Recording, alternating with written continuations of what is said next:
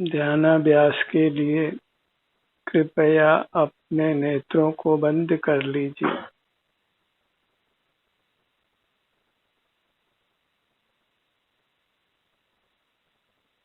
अपना सुख अपने में है, इसलिए अपना मुख अपनी ओर कीजिए।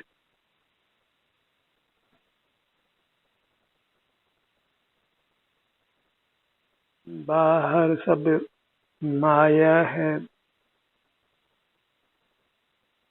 क्योंकि उसको विषय करने से रागादिक की उत्पत्ति होती है। विकल्पों का कोलाहल मच जाता है, मानो हमारे जीवन में एक सुनामी आ जाती है। शांति भंग हो जाती है, नाना प्रकार की चिंताओं को कसायों को जन्म मिलता है।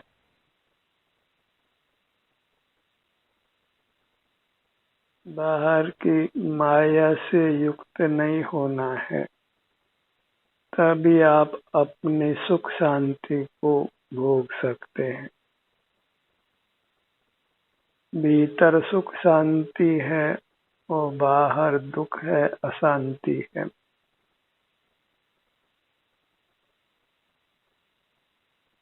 जगत बिल्कुल विश्वास करने योग्य नहीं है, क्योंकि उसका संग सदा संभव नहीं है और वह अपना रूप बदलता रहता है। और अंतरंग में जो हमारा रूप है वह चिरस्थायी है। बस वैमुखता समाप्त कर दें तो हमारा सुखद रूप प्रकट हो जाता है और हमें सुख अनुभव में आने लगता है।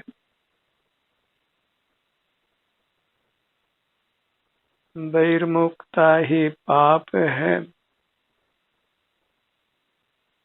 जिससे हम पतित होते हैं, अपावन होते हैं।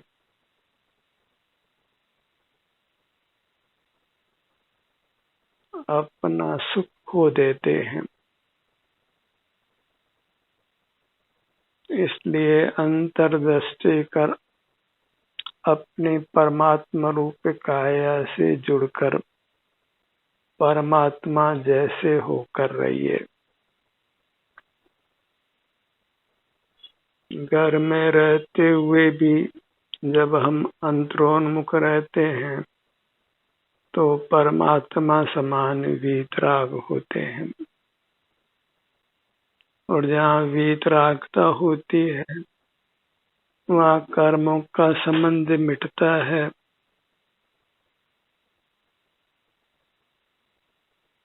और हमारा सुख प्रकट हो जाता है, हमारे अनुभव में आने लगता है।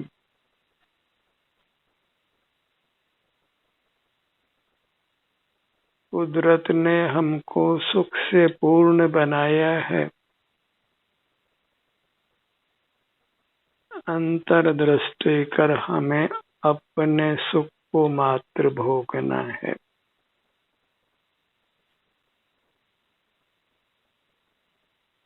ये अपने आभ्यंतर अमूर्त काया शाश्वत होने से अमर है। इसमें से उत्पन्न हुआ परिणाम जब इसी के सन्मुख होकर इसी में समा जाता है तो वह परिणाम भी अमर हो जाता है।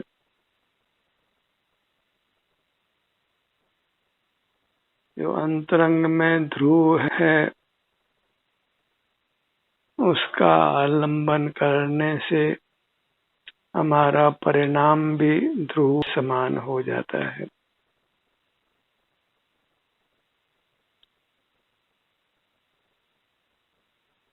इस उत्तम मनुष्य जन्म को पाकर हमने ये उत्तम काम कर लेना है।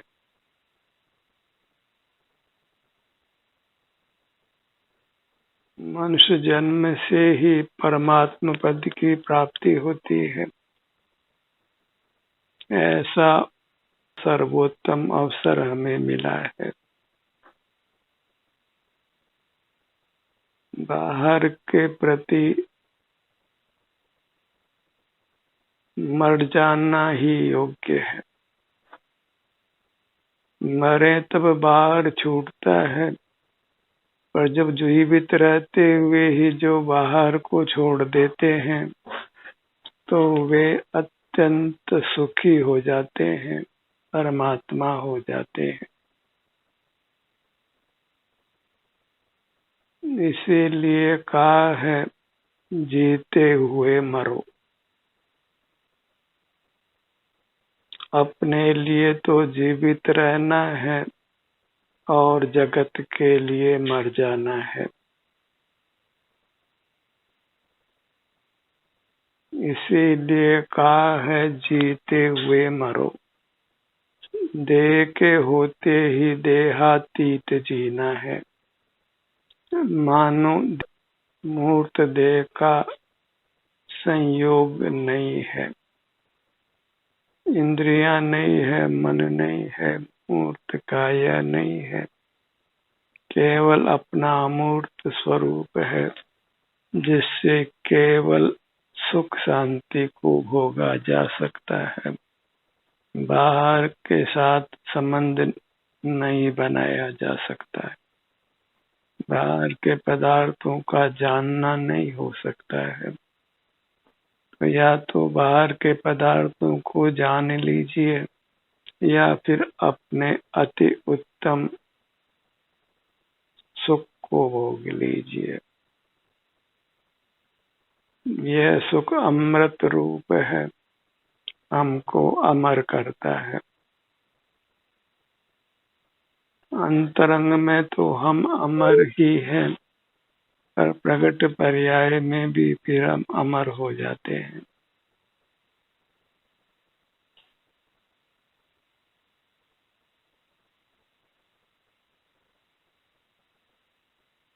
अपनी मुद्रा को लक्ष्य में रखिए,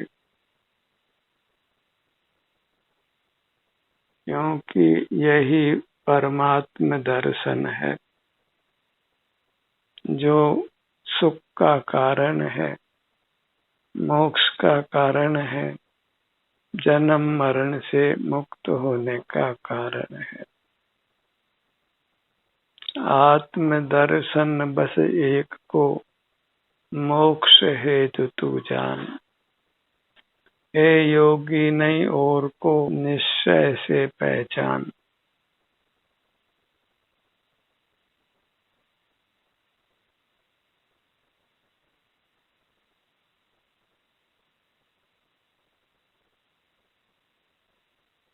अंतर्मुख होना ही आत्म दर्शन है, आत्म साक्षात्कार है, आत्म उपलब्धि है। अंतर्मुख मुद्रा में हम कुछ समय रहते हैं तो सकल कर्मों का क्षय कर परमात्मा हो जाते हैं। अंतर्मुख होने से हमें तत्क्षण ही कुछ शांति का अनुभव होता है, और जब हम अंतर में ही ठहर जाते हैं तो परिपूर्ण शांति को पा लेते हैं, और वही परमात्म दशा है।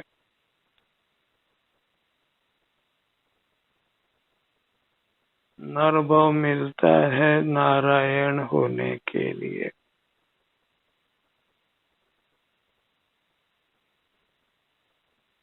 यदि कोई मनुष्य आयु पूरी कर यदि नरक में जाता है, यदि कोई नरक का सद्भाव है, तो वह बहिर्मुखता का ही फल जानो। बहिर्मुखता ही जीव को घोर दुखों के सागर रूप नरक में धकेलती है।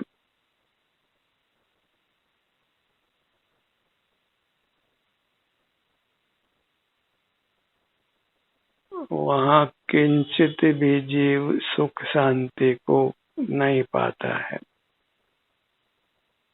घोर वेदना में ही जीना होता है और समय पूर्व आयु का क्षय भी नहीं होता।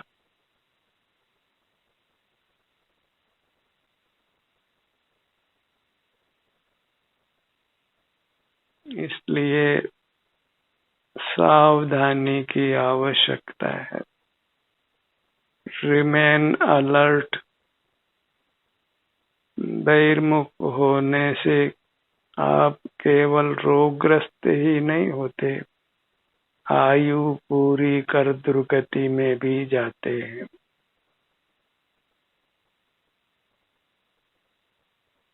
अंतर में आइए और फिर बाहर मत निकलिए। अपना ही संवेदन करते हुए रहिए।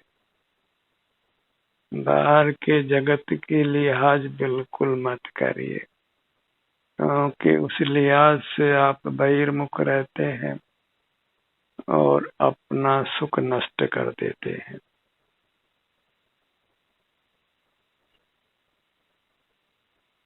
और जब सुख नष्ट हो गया तो समझ लीजिए आप ही नष्ट हो गए। दुखी व्यक्ति मरण समान ही होता है।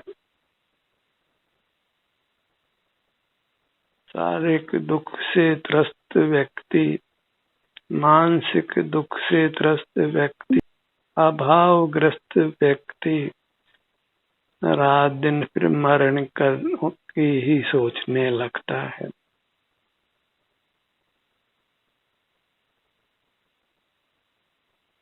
बहिर्मुखता पर विजय पाना ही दुख पर विजय पाना है।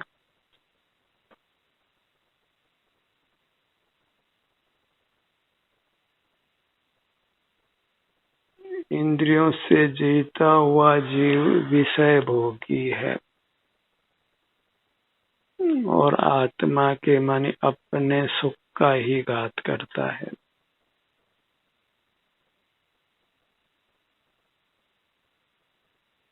शराब का नशा तो थोड़ी देर रहता है, पर बहिर्मुखता का नशा तो चिरस्थायी रहता है और उसमें जीव तीव्र मोह के नशे से त्रस्त रहता है, संत्रस्त रहता है, अत्यंत परवश होता है, आकुल व्याकुल रहता है। अपने ध्यान को अपने पेट के भाग पर लाइए।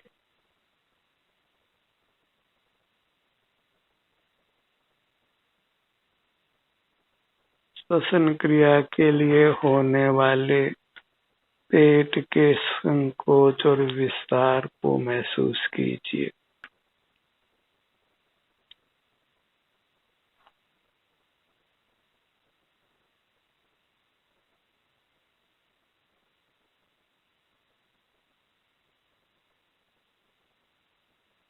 इस एहसास को स्वास्थ्य के लिए आवश्यक मानकर इस एहसास को करते हुए रहिए।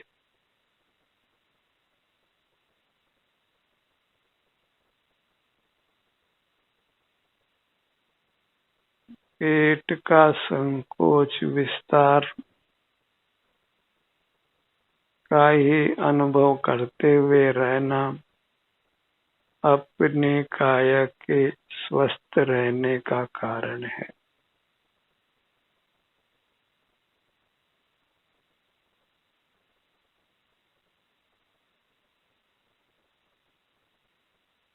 यदि आप निरोग रहना चाहते हैं, सुखी रहना चाहते हैं, तो इस पेट के संकोच विस्तार से जुड़कर रहिए।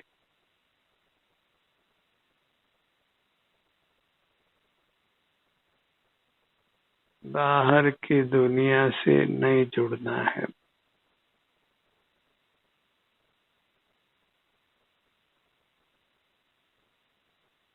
बड़े धैर्य से, बड़ी तसल्ली से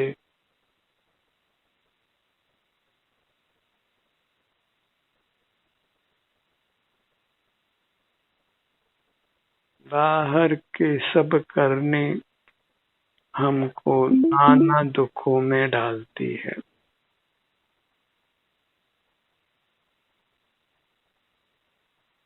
बाहर का करना ही वास्तव में मरना है। बाहर का जानना, करना, भोगना सब मरने के समान है। जीवन मिलता है केवल अपना अनुभव करने से, और उसके लिए हमें अंतरोन्मुख रहना है।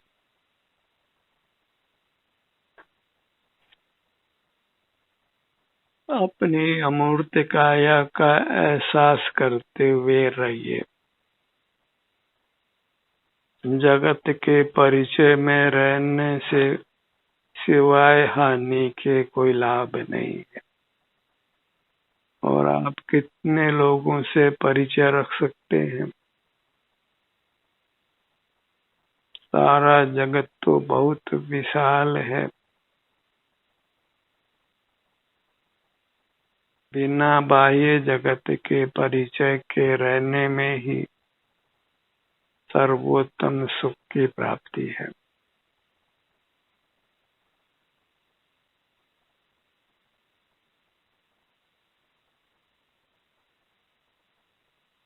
अपने परिचय की लिस्ट में बस अपनी अमूर्त काया को रखिए। फिर दुख का लेश निशान भी नहीं है।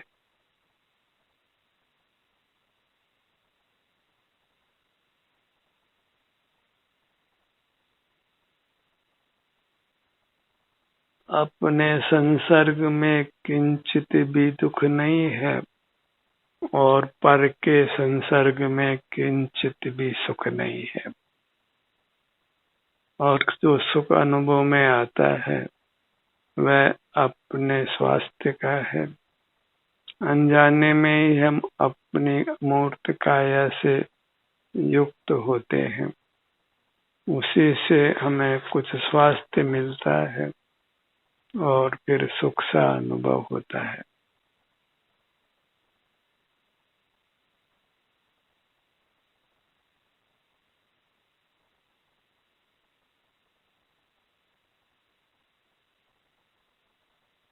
बहिर्मुख रहकर विषयों का सेवन कर जीव कर्म बांधता है।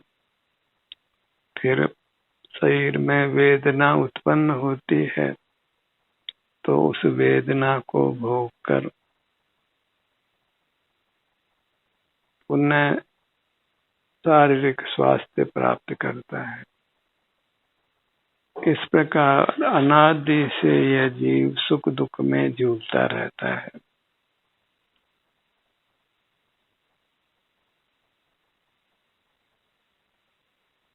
और केवल सुख रूप जीना है तो अपनी मूर्त को ही लक्ष्य में रखिए।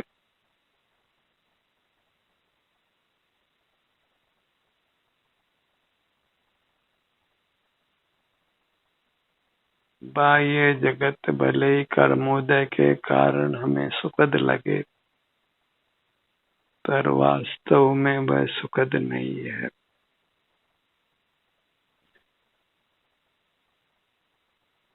सुखदायी तो केवल अपनी अमूर्त काया है। इसलिए बाह्य परिग्रह में अपने उपयोग को खराब मत करिए। परिग्रह ही पाप है। इसलिए परिग्रह छोड़कर आत्म सन्मुख रहिए।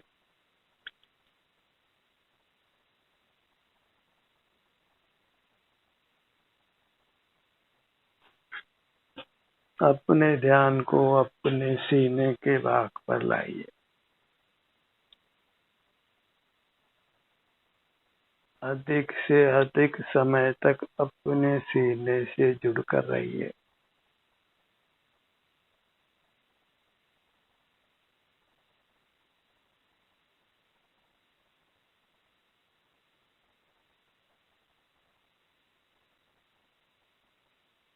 गर्दन से लेकर कमर तक के अपने इस भाग को समय दीजिए।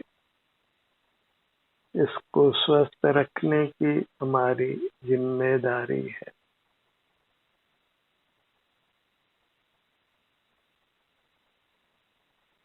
उस जिम्मेदारी का हमको निर्वाह करना है।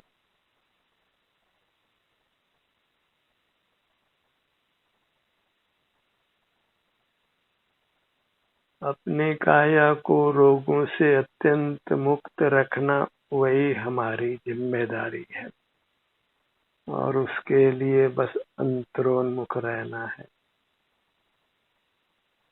उसी से हम रोगों से दुखों से बच सकते हैं, वह भी स्थायी रूप से।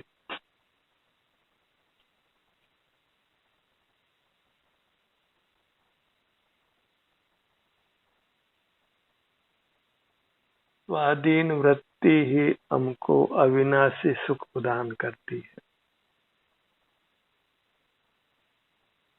सिर से पग तली तक यह विशाल काया है। इसके नाना विभाग कल्पना कर इससे हम अहोरात्रि युक्त रह सकते हैं। और जब हम इससे युक्त रहने का भी पूरी लगन से यत्न करते हैं तो निश्चित ही अल्पकाल में हम अविनाशी सुख को पा लेते हैं, परमात्मा पद को पा लेते हैं। नर को नारायण होने के लिए बस केवल एक ही प्रमोशन पाना है और सब सीढ़ियां हम पार कर चुके हैं और यह एक अंतिम सीढ़ी पर हम आ पहुंचे हैं और एक छलांग मारकर हम संसार सागर से पार हो सकते हैं।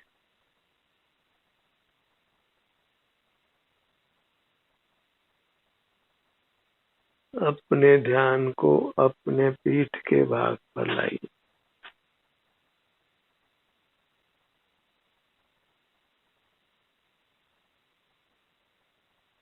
अपने इस दृढ़ भाग की किंचित भी उपेक्षा मत करिए।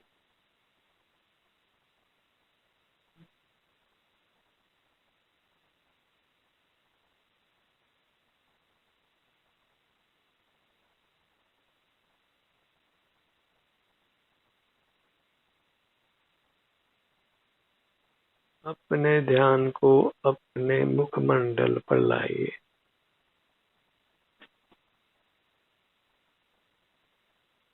और इसको परमात्मा का ही मुखमंडल मानकर इसके सन्मुख ठहरिए।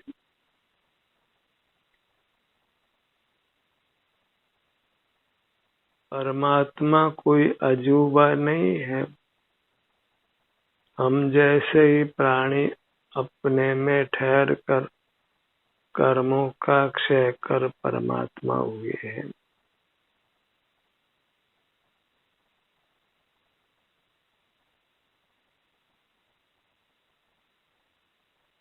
परमात्मा की और हमारी एक ही कैटेगरी है कि दोनों ही सुख से बने हुए हैं, एक सुख गुण वाले हैं।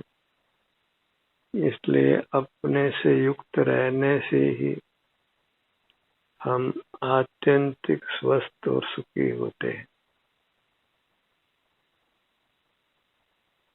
अपने ध्यान को अपने दोनों भुजाओं पर लाइए।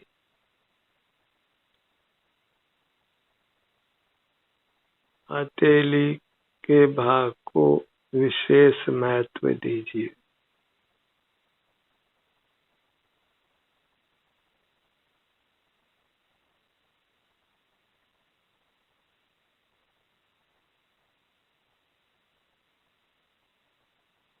पूरा मुखमंडल सिर से लेकर ठुड्डी तक, बाएं कान से लेकर दाएं कान तक और नासिका से लेकर पीछे तक,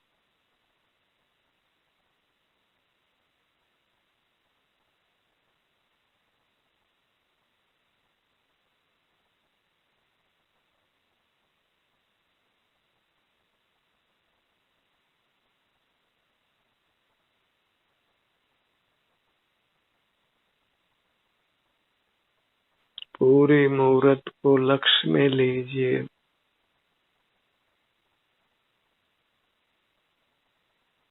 हर भाग को अनुभव में लेने का प्रयत्न करना है।